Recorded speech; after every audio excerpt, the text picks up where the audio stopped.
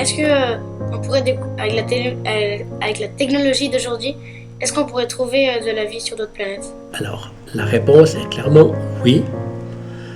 Déjà, il y a plus de 20 ans qu'il y a des gens qui ont donné la marche à suivre.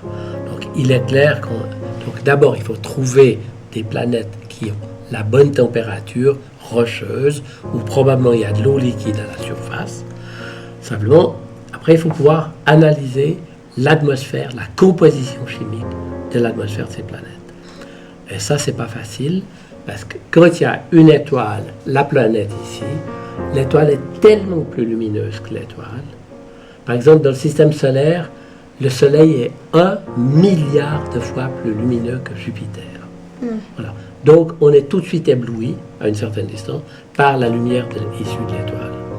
Et donc, le problème, il faut d'abord trouver une ruse pour, éteindre la lumière de l'étoile, analyser après la lumière qui vient de la planète, pour chercher ce qu'on appelle des biomarqueurs, donc des traces dans le spectre de la planète qui nous disent qu'il y a quelque chose d'anormal.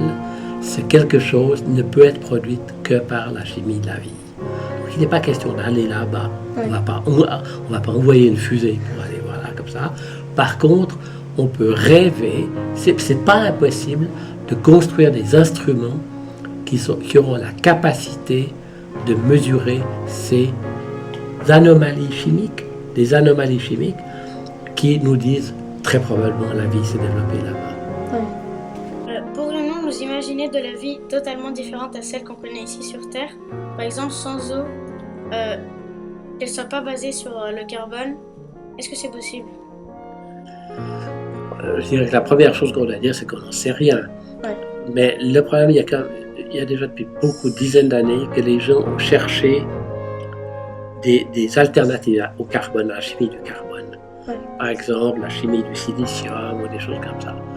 Elle est beaucoup plus pauvre. Si on regarde le nombre de molécules et la complexité des molécules qui existent dans l'univers, basées sur un autre atome que le carbone, il n'y en a quasiment pas.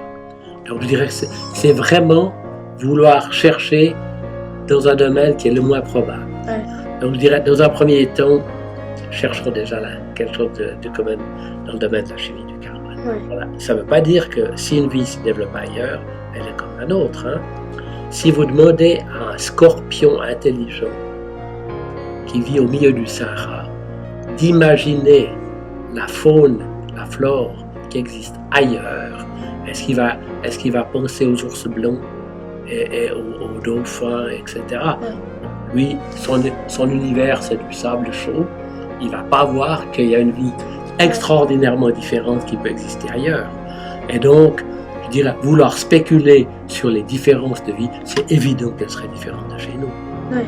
La vie sur Terre a pris différents choix en fonction du milieu. C'est évident qu'elle n'est pas la même ailleurs. Ce qui est plus intéressant comme question, c'est le fait qu'on est tous sur Terre.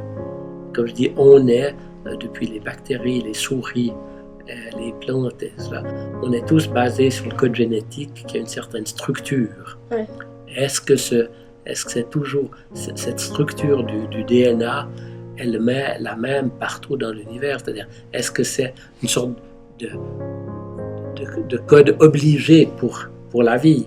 Ou est-ce qu'on ne peut pas imaginer des codes génétiques aussi, mais qui soient très différents, qui soient extrêmement différents? Il y a des groupes qui cherchent à construire des molécules autoréplicantes, mais qui sont d'une géométrie très différente.